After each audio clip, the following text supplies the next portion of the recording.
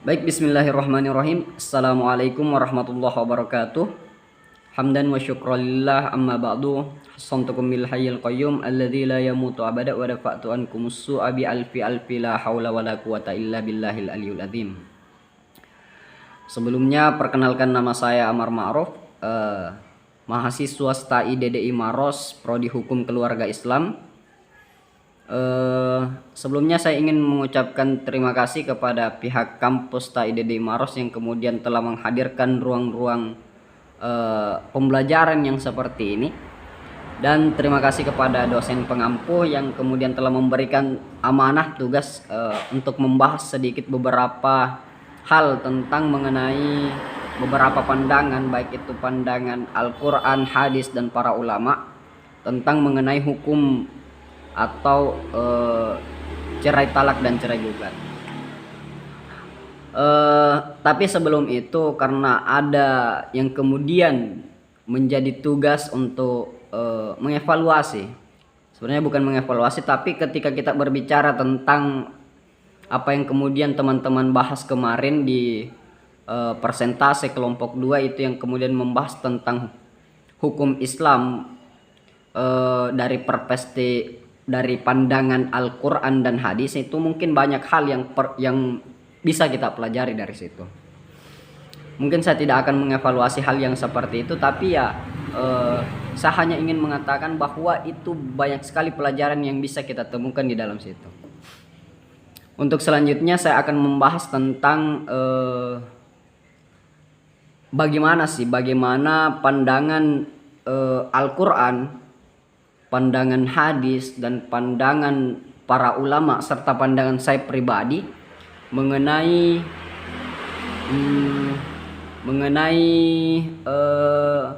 cerai talak dan cerai gugat. Oke, saya akan mulai dari ketika kita berbicara tentang suatu pandangan Al-Quran mengenai cerai talak dan cerai gugat. Itu Al-Quran sebenarnya sudah mengatur hukum cerai itu sendiri dalam beberapa ayat.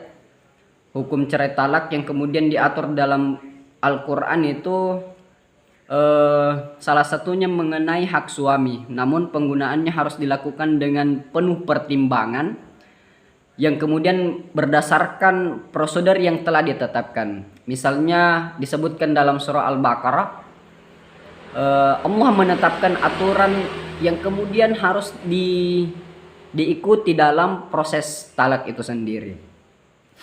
Kemudian ketika kita berbicara tentang cerai gugat atau cerai secara damai juga dianjurkan dalam Islam, justru sangat dianjurkan dalam Al-Quran, yang kemudian itu adalah satu hal yang kemudian berusaha menyelesaikan permasalahan melalui mediasi dan musyawarah. Itu disebutkan dalam surah An-Nisa kalau tidak salah ayat 35. Allah kemudian menganjurkan para suami dan istri untuk berusaha menyelesaikan konflik melalui dialog atau musyawarah. Penyelesaian masalah dalam keluarga itu kemudian harus diselesaikan dengan musyawarah secara kepala dingin, secara baik-baik. Itu penting untuk mencari pemahaman yang kemudian bisa membimbing kita dalam melihat atau dalam penting untuk memahami secara dalam, dan kita perlu juga melihat atau mendapat bimbingan dari para ahli agama, para ulama untuk membahas hal-hal yang seperti ini, apalagi itu kita membahas di dalam menurut pandangan Al-Quran. Kemudian saya akan lanjut menurut pandangan hadis itu sendiri. Ketika kita berbicara tentang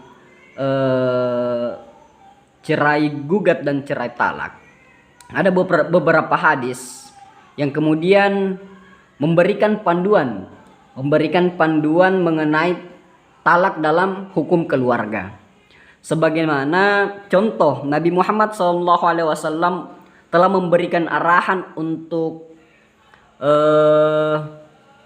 berhati-hati dalam penggunaan talak tersebut. Beberapa hadis tersebut ini kemudian menegaskan bahwa talak harus dipertimbangkan. Kita tidak bisa sewenang-wenang berbicara tentang talak itu seperti ini, begini. Akan tetapi talak sudah diatur dalam Al-Quran, kemudian sudah dijelaskan oleh Rasulullah SAW di dalam beberapa hadis.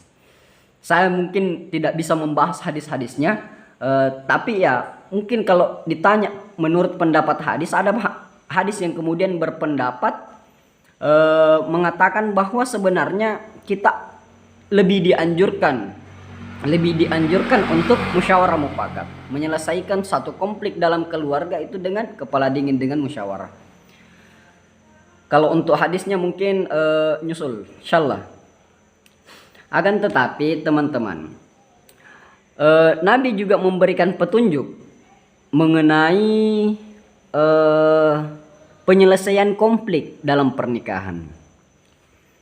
Di dalam hadis Rasulullah Sallallahu Alaihi Wasallam menegaskan bahwa ketika terjadi atau terdapat suatu ketidakharmonisan dalam keluarga, mari kita selesaikan sama-sama dengan cara musyawarah mufakat. Mari kita bicara baik-baik, berdialog baik-baik, kita selesaikan masalah dengan kepala yang dingin, agar apa? Agar di dalam hubungan keluarga kita bisa mampu menjadikan satu ikatan keluarga yang harmonis. Mungkin seperti itu. Tapi ini perlu dicatat teman-teman, bahwa ketika membahas tentang hukum persyaraian itu mungkin 1-2 jam, apalagi durasi video yang kemudian diminta hanya 7 menit. Tentu kita harus meringkas-ringkasnya saja. Mungkin seperti itu. Selanjutnya ketika kita berbicara tentang hukum talak dan cerai gugat, talak dan cerai gugat, menurut pandangan para ulama, tentu para ulama memiliki pandangan yang berbeda-beda mengenai baik tata cara atau pendapat-pendapat tersendiri tentang cerai talak dan cerai gugat ini. Itu yang kemudian dapat bervariasi dan tergantung ulamanya siapa. Mungkin seperti itu. Mungkin ketika kita bertanya kepada ulama yang lain mengatakan seperti ini, ulama yang lain juga mengatakan seperti ini. Akan tetapi kita bisa melihat apa yang kemudian menjadi persamaan dari para ulama-ulama tersebut. Dan para ulama juga sepakat bahwa ketika terjadi konflik di dalam keluarga, mari kita selesaikan juga dengan cara yang harmonis, musyawarah mufakat. Mari kita bicara secara baik-baik untuk menyelesaikan satu konflik di dalam keluarga. Namun perlu kita ingat bahwa pandangan ulama itu memang dapat bervariasi. Kita bisa melihat dari perbedaan mazhab yang kemudian terus berkembang. Perbedaan mazhabnya, baik itu dari mazhab apa, karena ada banyak sekali ulama yang kemudian memiliki pemikiran yang berbeda ya, pemikiran yang bervariasi, berbeda, dan itu juga harus kita hargai. Mungkin seperti itu. Namun ketika saya ditanya sendiri, jadi apa yang kemudian menjadi pandangan pribadi saya tentang hukum cerai talak dan cerai gugat. Menurut pandangan saya, ketika kita melihat tadi beberapa pandangan, baik itu pandangan pendapat dari Al-Quran, pendapat hadis, kemudian pendapat para ulama, saya juga lebih mengarah kepada melihat hukum talak dan cerai gugat ini kita harus lebih mengarah kepada ketika kita ingin menyelesaikan satu konflik di dalam keluarga, kita harus lebih mengedepankan cara yang kemudian bisa damai. Mungkin seperti itu. Kita harus berusaha lebih bermusyawarah dulu. Bagaimana caranya kita untuk menyelesaikan permasalahan konflik yang ada di dalam keluarga ini, sehingga tidak terjadi talak menalak. Sebagaimana yang kita tahu bahwa ada talak 1, talak 2, dan talak 3. Namun mungkin di dalam video ini mungkin kita tidak sempat membahas, mungkin di lain waktu. dan semoga ada kesempatan untuk saya mempelajari itu, dan semoga selanjutnya mendapatkan petunjuk dari beberapa orang yang kemudian bisa mengajari dan membimbing dalam hal-hal yang seperti itu. Mungkin cukup sekian dari saya. Allahul muwaffiq ila aqwamit thoriq, billahi taufiq wal hidayah. Wassalamualaikum warahmatullahi wabarakatuh.